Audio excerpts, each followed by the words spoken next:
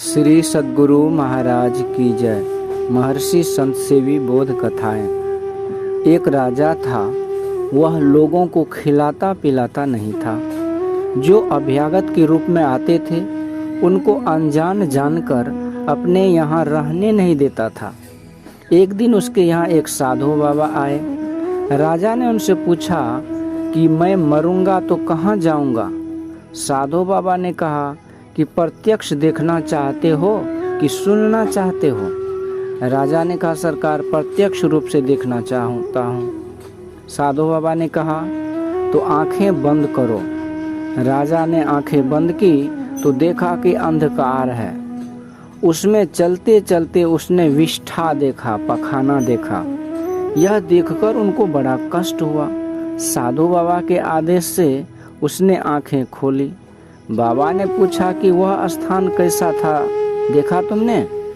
तो उसने कहा कि जी हाँ, देखा वह स्थान। वहाँ तो बड़ा विष्ठा का ढेर पड़ा हुआ है, वहाँ बहुत विष्ठा पड़ा हुआ था।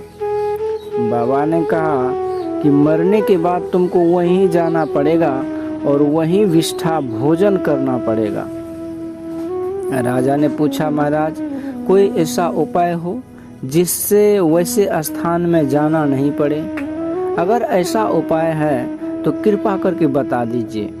साधु बाबा ने कहा कि इसका उपाय है और वह यह है कि अपने पुरोहित की कन्या को बिना उससे पूछे अपने घर ले आओ और उसको अच्छी तरह से रखो, जाने मत दो। इससे लोग तुम्हारी निंदा करेंगे और जिससे तुम्हारा पाप छूट जाएगा और तुमको यह विष्ठा नहीं खाना पड़ेगा। राजा ने वैसा ही किया, जिससे लोगों ने उसकी बहुत निंदा की। कुछ दिनों के बाद फिर बाबा आए और राजा से कहा कि आंखें बंद करो।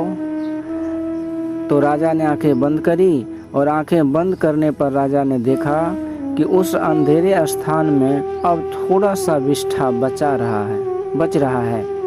तो बाबा ने आंखें खोलने पर कहा और पूछा कि क्या देखा? तो राजा ने कहा कि अब थोड़ा सा विष्ठा बच रहा है। तो साधु बाबा ने कहा कि एक महात्मा ने तुम्हारी निंदा नहीं की, इसलिए थोड़ा सा विष्ठा बचा रहा, उतना तो तुम्हें खाना ही पड़ेगा। तात्पर्य यह कि कोई आपकी निंदा करे तो उकताइए नहीं। निंदा आपकी होती है तो आपका पाप धुल जाता है। इसलिए संत कबीर साहब ने कहा निंदक नियरे राखिए, आंगन कुटी छवाए, बिन पानी साबुन बिना निर्मल करे सुभाए। श्री सद्गुरु महाराज की जय।